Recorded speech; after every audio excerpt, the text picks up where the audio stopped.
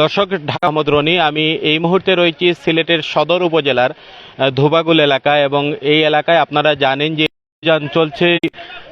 অংশ হিসেবে আমরা এখানে এসেছি, এবং এইখান থেকে আপনাদেরকে একটি তথ্য দিয়ে রাখি যে এখন পর্যন্ত সিলেটের যে কয়েকটি উপজেলায় সাদা পাথর থেকে লুট হওয়া পাথর পাওয়া গিয়েছিল, তার মধ্যে সবচেয়ে বেশি আজকে এই এই উপজেলায় পাথর জব্দ করেছেন এখানকার যিনি ইউনিয়নকে, যেটি বলেছেন যে উদ্ধার হওয়া যে পাথরগুলো, সেগুলো জব্দ করা পাথরগুলো এখন বিভিন্ন ট্রাকে করে সাদা পাথরে নিয়ে প্রতিস্থাপনের একটি প্রক্রিয়া চলছে। এবং আপনাদেরকে জানিয়ে রাখি যে এই সাদা বুধবার থেকেই মাঠে নেমেছেন এবং তারা এই পাথরগুলো উদ্ধারে কাজ করছেন। আমরা আপনাদেরকে ক্যামেরার মাধ্যমে দেখানোর চেষ্টা করছি যে কিভাবে এই পাথরগুলো তারা উদ্ধার করছেন, এবং এখান থেকে 1,30,000 ঘনফুট পাথর এবং এর আগে প্রায় 1 লক্ষ ঘনফুট পাথর উদ্ধার করা হয়েছে। এবং এই সব মিলিয়ে এখন পর্যন্ত সিলেটের বিভিন্ন উপজেলা থেকে প্রায় 2,30,000 ঘনফুট পাথর উদ্ধার করা হয়েছে। আমরা দেখাচ্ছি আপনাদেরকে সিলেট সদর উপজেলার ইউনো রয়েছেন আমাদের সাথে। আমরা তার কাছ থেকেই জানতে চাইব যে কি তারা অভিযান পরিচালনা করছেন এবং কি দেখছেন। আজকে তো আপনার উদ্ধার অভিযানে এসেছেন, এবং আমাদের কাছে যে তথ্য আছে যে এখন পর্যন্ত আপনার উপজেলায় সর্বাধিক পাথর আপনার উদ্ধার করতে সক্ষম হয়েছে। সব মিলিয়ে আসলে কি অবস্থা যদি একটু বলেন। আজকে সকাল 10টা থেকে আমরা ধুপাগুলের 2টা পৃথক অভিযান শুরু করি। আমার একটা অভিযান আমার নেতৃত্বে, একটা সহকারী কমিশনার ভূমির নেতৃত্বে।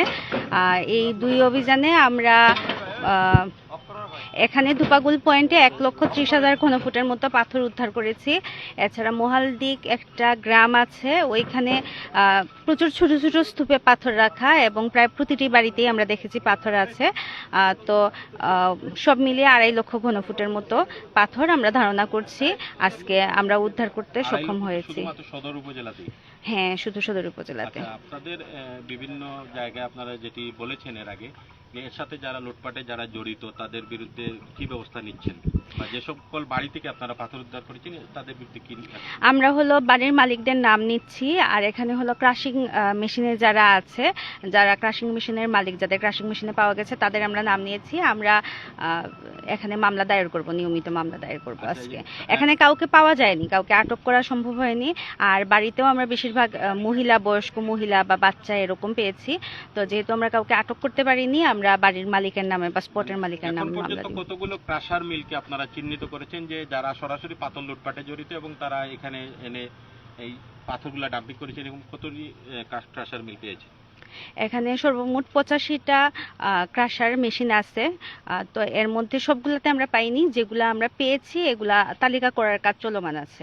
এর আগে তো আমরা দেখেছি আপনারা এখানে বিদ্যুতের সংযোগ বিচ্ছিন্ন করেছেন। এরপরে আমাদের কাছে তথ্য যেটি যে অনেক ক্রাশার মিলে বিদ্যুতের সংযোগ রয়েছে এবং তারা পাথর ক্রাশিং করেছেন। এই বিষয়টা কি আপনাদের জানা আছে কিনা?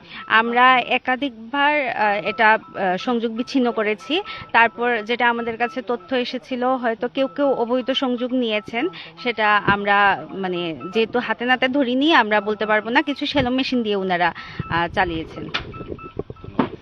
যেমনটি বলছিলেন, সিলেট সদর উপজেলার যিনি দায়িত্বপ্রাপ্ত কর্মকর্তা রয়েছেন, সদর উপজেলা পরিষদের নির্বাহী কর্মকর্তা, তিনি আমাদেরকে জানিয়েছেন যে অনেক বাড়ি থেকে, প্রায় 20 থেকে 25টি বাড়ি থেকে তারা এই পাথর উদ্ধার করেছেন, এবং এই সকল বাড়ির যারা মালিক রয়েছেন তারা তালিকা করছেন, এবং তাদেরকে পর্যায়ক্রমে এই সাদা পাথর লুটের ঘটনায় তারা আইনের আওতায় নিয়ে আসবেন। আরেকটি তথ্য তিনি দিয়েছেন যে শুধুমাত্র ক্রাশার মিল থেকেই প্রায় 1,30,000 ঘনফুট পাথর উদ্ধার করা হয়েছে, এবং এই যে সকল বাসাবাড়ি মিলিয়ে পাথর উদ্ধার করা হয়েছে আরও প্রায় 1 লক্ষ হবে। সর্বমোট 2,00,000 ঘনফুট শুধুমাত্র এই সদর উপজেলায় পাথর উদ্ধার করা হয়েছে। আমার পিছনে আপনারা দেখছেন যে এখানে যে সাদা পাথর, খ্যাত যে সাদা সোনা যেটা বলা হয়, আপনাদেরকে দেখানোর চেষ্টা করছি যে এই যে পাথরগুলা, বড় বড় পাথরগুলা, এই পাথরগুলা কিন্তু লুট করা হয়েছিল সাদা পাথর এলাকা থেকে, এবং এই পাথরগুলা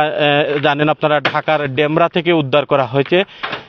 আপনাদেরকে আরেকটি বিষয় জানিয়ে রাখি যে সিলেটের কোম্পানিগঞ্জ উপজেলা, তারপর গোয়াইনঘাট উপজেলা এবং সদর উপজেলা, এই 3টি উপজেলায় মিলিয়ে এখন পর্যন্ত পাওয়া তথ্য মতে আমাদের কাছে যেটি তথ্য এসেছে প্রায় 3 লক্ষাধিক পাথর, ঘনফুট পাথর তারা উদ্ধার করতে পেরেছেন।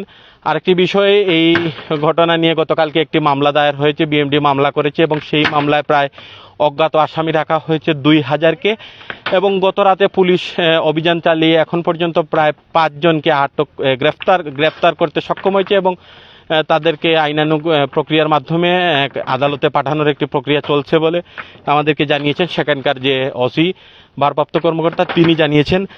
আর সব মিলিয়ে হচ্ছে সাদা পাথরের এই ঘটনাকে কেন্দ্র করে পুরো বাংলাদেশ সোশ্যাল মিডিয়া এবং গণমাধ্যমে যখন সংবাদ প্রকাশিত হয় এরপরে একটি আলোড়ন সৃষ্টি হয়। আপনারা জানেন যে ঢাকার ডেমরা থেকেও প্রচুর পাথর উদ্ধার করা হয়েছে।